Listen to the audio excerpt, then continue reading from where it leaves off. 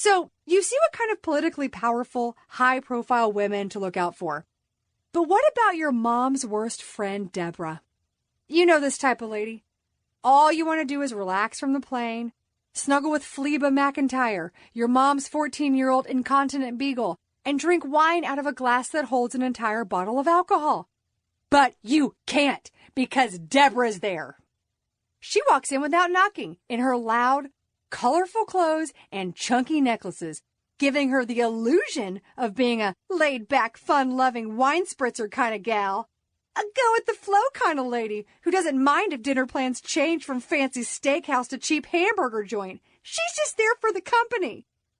A woman just as comfortable in a Pier 1 as she is on an actual pier. But don't be fooled.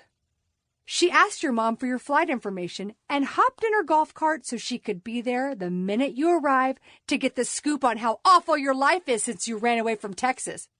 Her thinly veiled questions.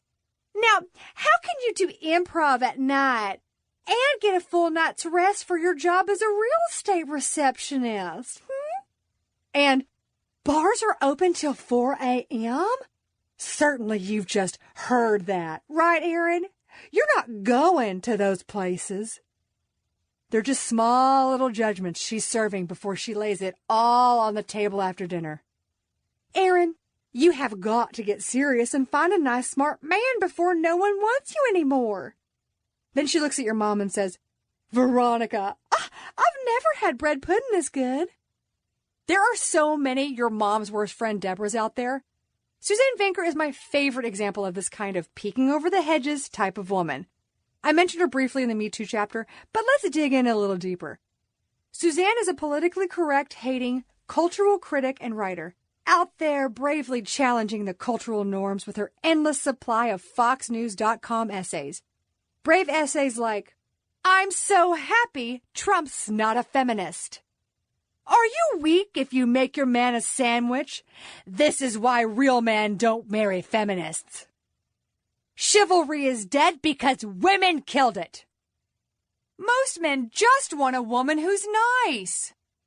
It isn't men who are toxic, it's women.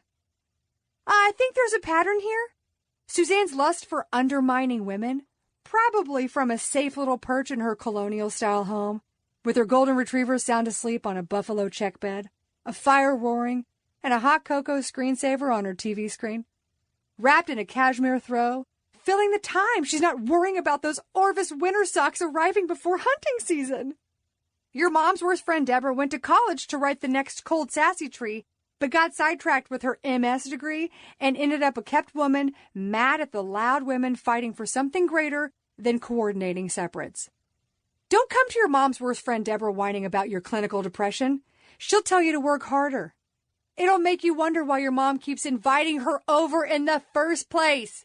How is it possible to base a friendship off affinity for Robert Mondavi Merlot? They're bored, rich moms with an outlet for their sad anger.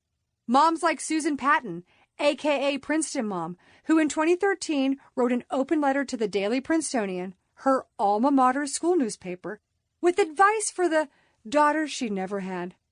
Advice to pick a man pronto, because they'll never be surrounded by such quality stock of cock ever again. Susan argues in her letter that, as freshman women, you have 4 classes of men to choose from. Every year, you lose the men in the senior class, and you become older than the class of incoming freshman men. So by the time you're a senior, you basically have only the men in your own class to choose from. And frankly, they now have 4 classes of women to choose from. Maybe you should have been a little nicer to these guys when you were a freshman. Translated into an equation, it looks like this. 4 classes of men divided by years in school plus the number of times you smiled equals potential husbands. Susan rode her wave of internet virality and followed up with a little Valentine's Day straight talk, focusing on the post-grad working professional woman who is not spending enough time investing in finding a husband. It starts out with my favorite opening of an essay ever.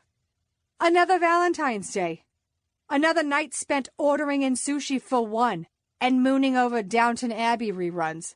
Smarten up, ladies. Oh my God, jokes on Susan. She just perfectly described my ideal evening.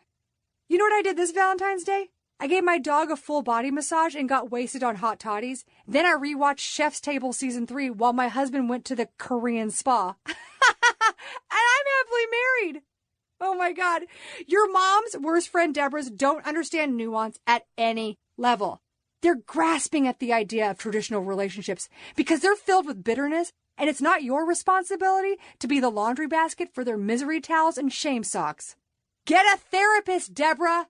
And next time YMWFD tries to give you advice at your dad's luau-themed birthday party, put your hand on her shoulder and say, "I'm sorry your life is sad, Deborah." And then light a joint in front of her face and do not break eye contact.